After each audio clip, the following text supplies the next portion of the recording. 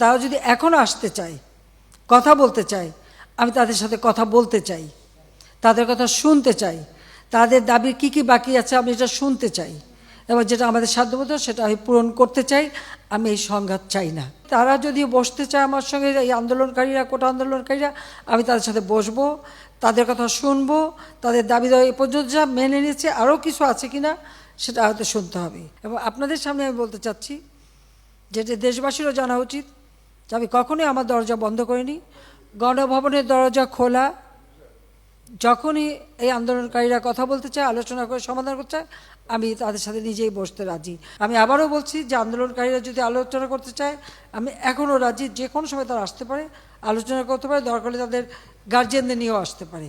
সার্বজনীন pension scheme, এটা কিন্তু 2008-এর নির্বাচনী ইস্তাহারে আমাদের ছিল যে আমরা এটা করব। আমরা বহু সময় নিয়ে এটা অনেক চিন্তাভাবনা করে সার্বজনীন পেনশন স্কিমটা আমরা চালু করেছি, এবং সেখানে কিন্তু বিভিন্ন শ্রেণীর মানুষের জন্য বিভিন্নভাবে সুবিধা আমরা দিয়েছি।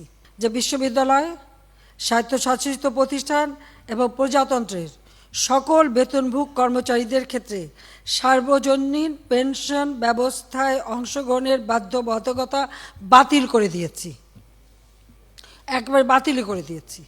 বিচার বিভাগে যে তদন্ত কমিটি করেছিলাম, আমি কিন্তু কারো দাবির অপেক্ষা রাখিনি, কারণ আমি চাই যারা এর সঙ্গে জড়িত, সে যেই হোক, সে পুলিশই হোক বা অন্য যে কেউ হোক,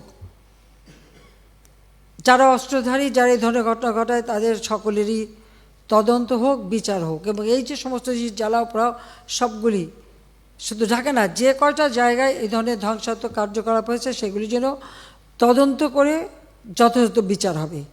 তার জন্য আমি যে জুডিশিয়াল কমিটি করে দিয়েছিলাম, সেটা আরও 2 জন নিয়োগ দিয়ে এটাকে 3 সদস্য বিশিষ্ট আমরা করে তাদের কর্মপরিধিটাও বাড়ালাম, সময়টাও বাড়িয়ে দিলাম, যাতে যথাযথভাবে এটা তদন্ত হয়। আমি চাই যে ধরনের অন্যায় বা হত্যাকাণ্ড যারাই ঘটাক, তারা তো আমার দেশের নাগরিক। সে পুলিশ হোক, একটা শিশু হোক, একটা মানুষ হোক, সে সন্ত্রাসী হোক, ডাকাত হোক বা ছাত্র হোক, যাই হোক, এই দেশের নাগরিক। আমি এর যথাযথ তদন্ত করে তাদের বিচার হবে, আমি সেটাই চাই। যে হত্যাকাণ্ডের সাথে জড়িতদের অবশ্যই বিচার করা হবে। আমি এটা স্পষ্ট বলি, হত্যাকাণ্ডের সঙ্গে যারা জড়িত, সে যেই হোক, অবশ্যই তাদের বিচার করা হবে, এবং যারা জড়িত তদন্ত করেই তা বের করা হবে।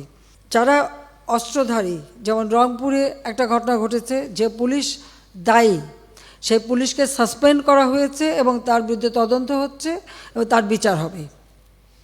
ইতিমধ্যে কিন্তু সেই পুলিশ, রংপুরের যে হত্যাকাণ্ডটা, তার আমরা সাসপেন্ড করে দিয়েছি, তাকে কিন্তু সাসপেন্ড করা হয়েছে।